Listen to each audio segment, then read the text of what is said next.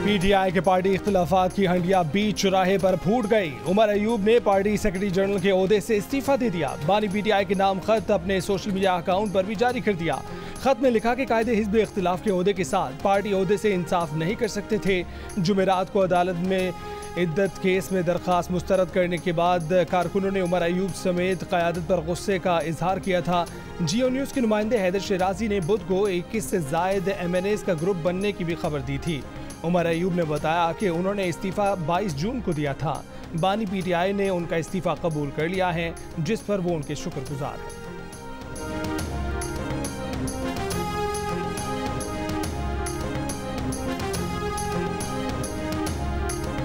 हमें फ्रस्ट्रेशन हो रही है, तंग हो रहे हैं इन एक्शन से। हो सकता है कि कोर कमेटी का कोई हो तरीका जो हमें नहीं पता, हम कोई भी कोर कमेटी में नहीं है सिवाय अली के और असद कैसर के। इसमें डूबियस कैरेक्टर्स बहुत है, डूबियस इन द सेंस जो गायब थे 1 साल जब ये 9 मई के बाद से। पीटीआई की MNA शानदाना गुलजार ने पार्टी के मुस्तरिब अरकान के नाम जियो न्यूज़ को बताए थे। बुध को उन्होंने जियो न्यूज़ के हैदर शराजी को बताया कि शहरियार आफरीदी का पैगाम यही था कि बानी पीटीआई की रिहाई के लिए कुछ नहीं हो रहा, इसलिए मुस्ताफी हो जाना चाहिए। असद कैसर ने सुना तो कहा कि फिर वो भी मुस्ताफी होंगे। शेर अफजल मरवत, अली मोहम्मद खान, जुनेद अकबर, पंजाब से अमीर सुल्तान और शब्बीर कुरैशी के भी यही जज्बात हैं और वो पार्टी की बेअमली की वजह से तंग हैं। शानदाना गुलजार ने कहा कि सियासी और पार्लिमानी कमेटी में मशकूक अफराद हैं।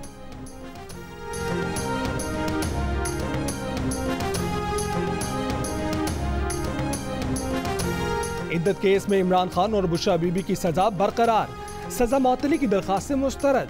अडयाला जेल से बाहर आने की उम्मीदें फिलहाल खत्म। तफसीली फैसले में कहा गया कि सेक्शन 426 काबिल जमानत है, लेकिन दोनों मुजरिम जमानत के हकदार नहीं।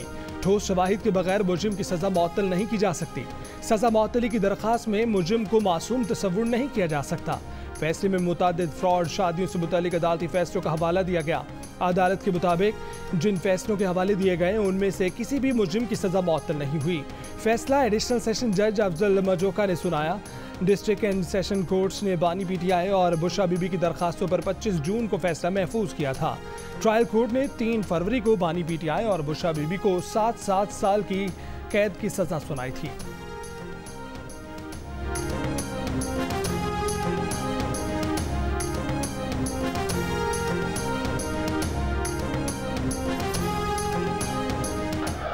जिस केस में किसी किस्म का कोई पेचीदगी है ही नहीं, सजा आज मुअत्तल नहीं हुई, इसको हम लोग इंशाअल्लाह ताला हाई कोर्ट में अपने वकला के जरिए फिल फॉर चैलेंज करेंगे।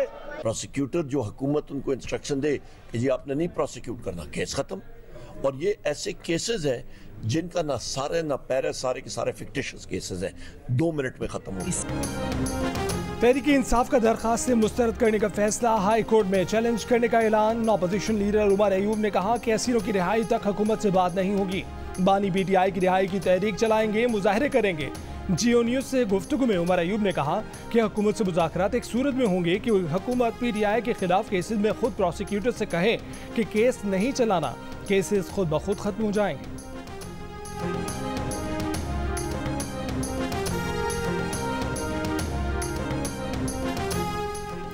दौरान इद्दत निकाह केस में सजा के खिलाफ अपील मुस्तरद होने के बाद बानी पीटीआई से पार्टी रहनुमाओं की अडयाला जेल में मुलाकात। शिबली फराज, रऊफ हसन, शेख वक्कास अकरम और दीगर रहनुमा मुलाकात में शामिल। जराये के मुताबिक मुलाकात में इद्दत निकाह केस के फैसले, अज़्म इस्तेहकाम ऑपरेशन, मुल्क की मजमूई सियासी सूरत हाल और पार्टी अमूर पर बातचीत हुई। सरजमीन से हमारी सरजमीन पर दहशतगर्दी बैनुल-अक़वामी कानून की खिलाफ वर्जी है। पाकिस्तान की सालमियत के लिए तहरीक तालिबान पाकिस्तान को सरहद पार निशाना बनाया जा सकता है। वजीर दिफा ख्वाजा आसिफ का बड़ा ऐलान। अमरीकी टीवी को इंटरव्यू में कहा कि अज़्म इस्तेहकाम ऑपरेशन की पॉलिसी जल्दबाजी में नहीं आई। कुछ सियासी जमातें अपने सियासी मफादात के लिए उसकी मुखालफत कर रही हैं। ऑपरेशन में अमेरिका से मदद नहीं लेंगे। अपोजिशन के तहफ़्फ़ुज़ात दूर करने के लिए उसे कौमी असम्बली में लाएंगे। ऑपरेशन कामयाब बनाने के लिए ऑल पार्टीज कॉन्फ्रेंस भी बुलाई जा सकती है। एक सवाल पर ख्वाजा आसिफ ने कहा कि बानी पीटीआई की रिहाई का जवाब अदलिया ही दे सकती है। वज़ीर आज़म शहबाज शरीफ ने बराह रास्त बानी पीटीआई को मुज़ाकरात की गैर मशरूत पेशकश की है।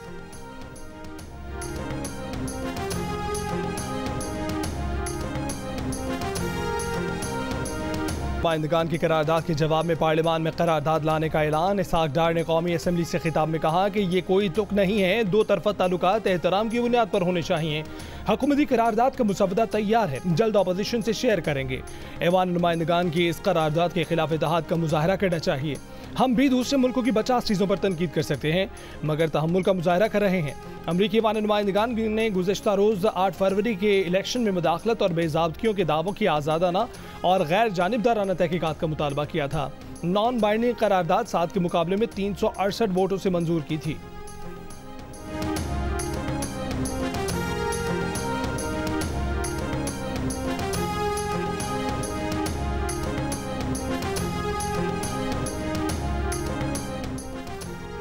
JUIFA के अमीर मौलाना फजलुर रहमान ने कहा है कि जिम्मेदार रियासत की बजाय वक्ती इश्तियाल और उजलत में फैसले किए जा रहे हैं। रियासत के मामला धमकियों और जज्बात से तय नहीं होते। माजी में ऑपरेशन नाकाम हुए, एक बार फिर ऐलान कर दिया गया कि ऑपरेशन किया जाएगा। ऑपरेशन के बाद जब लोग वापस जाते हैं तो उनके घर नहीं होते। क्या आप फिर कौम को मुश्किल में डालना चाहते हैं? एपेक्स कमेटी से ऑपरेशन का फैसला आया, अज़्म इस्तेहकाम की शुरुआत ही अदम इस्तेहकाम से हो गई। क्या पार्लियामेंट को एतमाद में लिया गया? क्या हम अफगानिस्तान को मुस्तहकम की बजाय गैर मुस्तहकम करना चाहते हैं? ईरान से दोस्ती हो सकती है तो अफगानिस्तान से क्यों नहीं?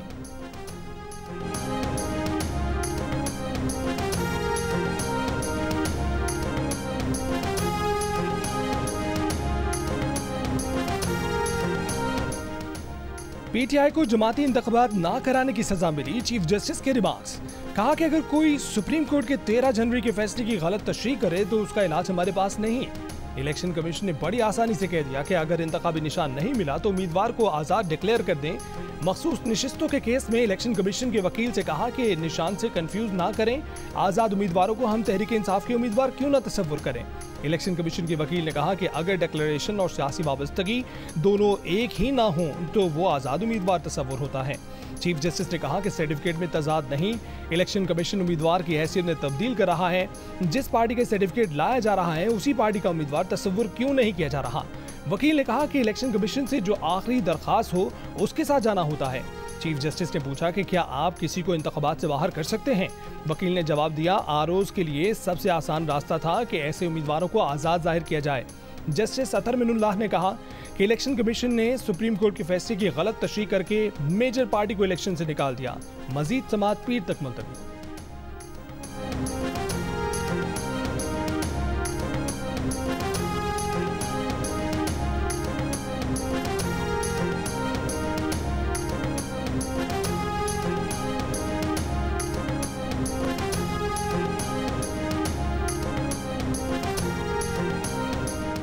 अदालतों को सियासी मुकदमात से फुर्सत नहीं। अगर हम चाहते हैं हमारी अदालतें 134 नंबर से बाइज्जत नंबर पर आएँ तो मुस्बत तब्दीलियाँ लाना होंगी।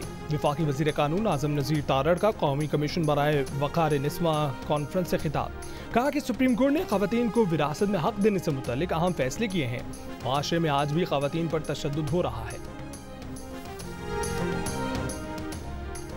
लाहौर हाई कोर्ट ने इंसदाद दहशतगर्दी अदालत के जज को हिरासत करने के खिलाफ अज़कुर नोटिस को रिट पिटिशन में तब्दील कर दिया। जस्टिस शाहिद करीम ने रिमार्क दिए कि इस केस में प्रोसिक्यूटर और अदालती मामून मुकर्रर करेंगे। वफाकी हुकूमत ने मौक़िफ़ इख्तियार किया कि अगर हमें पता चले किसी ने जज से मिलने की कोशिश की तो तफ्तीश के लिए तैयार हैं।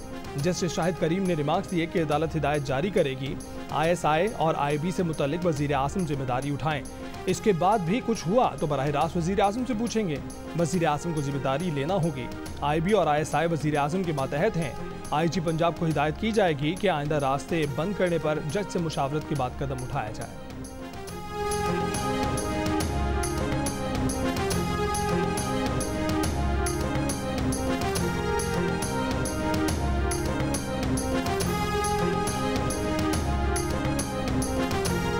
वज़ीर आज़म शहबाज शरीफ की ज़ेर सदारत इजलास में वस्त एशियाई ममालिक बिलखसूस आज़रबाईजान के साथ इक़्तिसादी और सरमायाकारी के शोबे में फ़रोग़ पर गौर। वज़ीर आज़म की ताउन और तिजारती शराकतदारी को मजबूत बनाने का जामे अमल तश्कील देने की हिदायत। कहा कि जोग्राफियाई लिहाज से पाकिस्तान वस्त एशियाई रियासतों के लिए समंदर तक इक़्तिसादी राहदारी का कुदरती रास्ता फराहम करता है। आज़रबाईजान और पाकिस्तान के माबैन तिजारत और सरमायाकारी के वसी मौके मौजूद हैं।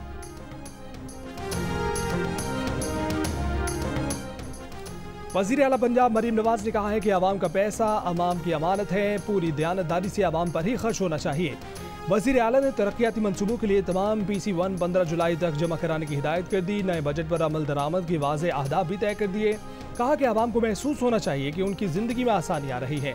कीमतें कंट्रोल करके महंगाई को लगाम दी है। मजीद बेहतरी लाएंगे, किरायों में कमी करेंगे, सफाई और अमन और अमान का मयार हर गुजरते दिन के साथ मजीद बेहतर बनाएंगे।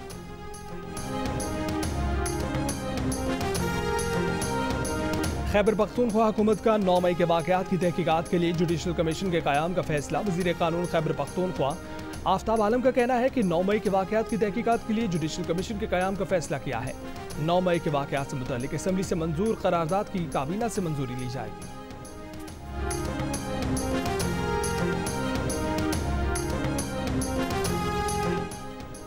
वज़ीर आला सिंध मुराद अली शाह का सूबे में जनवरी से अब तक डकैती में मज़ाहमत के दौरान जाम बहक अफराद के लवाहिकीन को फी कस 10 लाख रुपए देने का ऐलान। सिंध असम्बली में खिताब करते हुए एतराफ़ किया कि उन्हें और वज़ीरों को लवाहिकीन के पास जाना चाहिए था।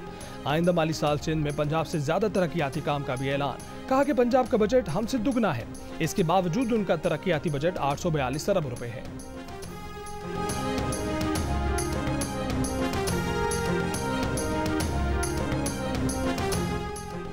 नून लीग के सदर नवाज शरीफ से DG वर्ल्ड सिटी अथॉरिटी की मुलाकात। अंदरून लाहौर की कदीम और तारीखी इमारतों की बहाली के अमूर पर तबादला ख्याल। नवाज शरीफ ने अंदरून लाहौर की तारीखी हैसियत की बहाली पर वर्ल्ड सिटी अथॉरिटी को सराहा। DG वर्ल्ड सिटी ने शाही कला और लाहौर के कदीमी दरवाज़ों की बहाली के बारे में भी बताया। मुलाकात में लाहौर की शानदार तारीखी इमारतों की बहाली का अमल जारी रखने पर इत्तफाक किया गया।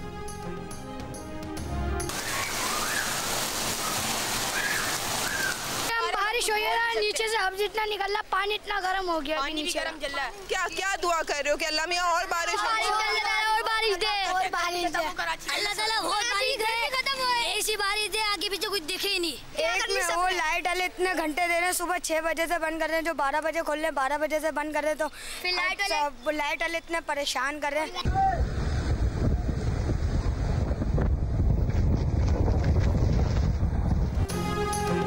कराची के मुख्तलिफ इलाकों में बारिश। Surjani town, Gulshan Maymar, Malir, Gulistan Jauhar, Gulshan Iqbal, north Karachi, federal B area, Nazimabad, Saddar और IH चंडीगढ़ रोड पर बारिश हुई। चीफ मेट्रोलॉजिस्ट सरदार सरफराज का कहना है कि कराची के चंद इलाकों में अच्छी बारिश हो सकती है। आज शाम से समुद्री हवाएं बहाल होने और गर्मी की शिद्दत में कमी का इम्कान है। अगले 2 दिन दर्जा हरारत 37 से 38 डिग्री के दरमियान रहेगा। जुमेरात को बारिश से पहले कराची में ज्यादा से ज्यादा दर्जा हरारत 40 डिग्री रिकॉर्ड किया गया, जिसकी शिद्दत 53 डिग्री जैसी महसूस की गई। जुमेरात को थरबार कर डेफलो और गिरदोनवाह में भी बारिश हुई। मुज़ाफ़ाती इलाके ज़ेरे आब आ गए। बलूचिस्तान के इलाकों सुई, नसीराबाद, डेरा बुगटी में बारिशों से कच्चे मकान गिर गए। नदी नालों में तुग़यानी, खुशदार में आसमानी बिजली गिरने से एक शख्स जाँ बहक हो गया।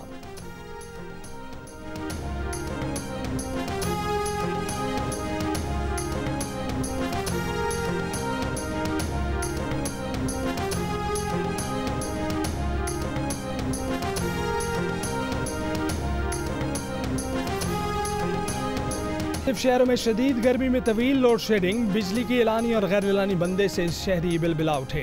पेशावर में हजार खानी के रिहायशियों का बिजली की लोड शेडिंग के खिलाफ एहतजाज। रिंग रोड ट्रैफिक के लिए बंद। कहा कि पेस्को बिजली की लोड शेडिंग कम करने के वादे से पीछे हट गई। दिन में 18 घंटे तक लोड शेडिंग की जा रही है। करक शहर में 21 घंटे की लोड शेडिंग से निज़ाम जिंदगी मफलूज। मुल्तान के शहरी तवील लोड शेडिंग के साथ बिजली के ज्यादा बिलों से परेशान। कराची में कहीं 10 कहीं 12 घंटे की लोड शेडिंग ने शहरियों की जिंदगी अजीरन बना दी। लियाकताबाद C1 एरिया और C एरिया के वकीलों का रात में बिजली की बंदिश के खिलाफ एहतजाज। लियाकताबाद से 3 हट्टी आने वाली सड़क कई घंटे बाद बहाल कर दी गई।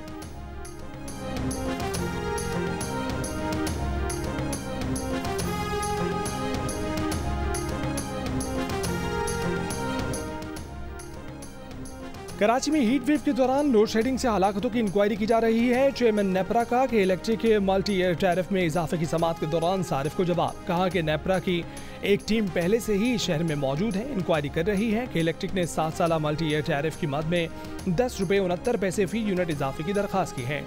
मंजूरी की सूरत में जुलाई 2023 से 2030 तक फी यूनिट 44 रुपये 69 पैसे होगा। समाअत के दौरान सार्फिन की इलेक्ट्रिक के मल्टी ईयर टैरिफ में इजाफे की मुखालफत, लोड शेडिंग खत्म करने, ट्रांसमिशन निज़ाम में बेहतरी का मुतालबा कि इलेक्ट्रिक के मुताबिक टैरिफ में इजाफा ट्रांसमिशन, डिस्ट्रीब्यूशन और पावर सप्लाई की मद में मांगा गया है।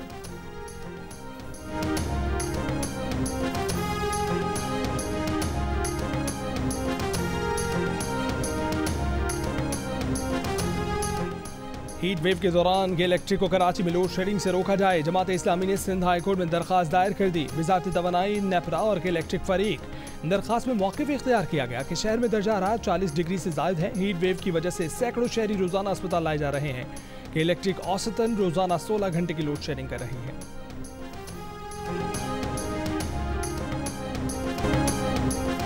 और यूरो कप फुटबॉल में जॉर्जिया का तारीखी कारनामा, पुर्तगाल को 2 गोल से हरा दिया। पहली बार किसी बड़े इवेंट के प्री क्वार्टर फाइनल में जगह बना ली। जॉर्जिया के साबिक वजीर आजम का टीम को 84 लाख पाउंड देने का ऐलान। प्री क्वार्टर फाइनल में स्पेन को हराने की सूरत में मजीद इतनी ही रकम देने का वादा। ग्रुप एफ से जॉर्जिया के साथ पुर्तगाल और तुर्की भी राउंड ऑफ 16 में पहुंच गए। यूरो कप का नॉकआउट मरहला हफ्ते से शुरू होगा। पहले दिन जर्मनी का मुकाबला डेनमार्क और स्विट्जरलैंड का मुकाबला इटली से होगा।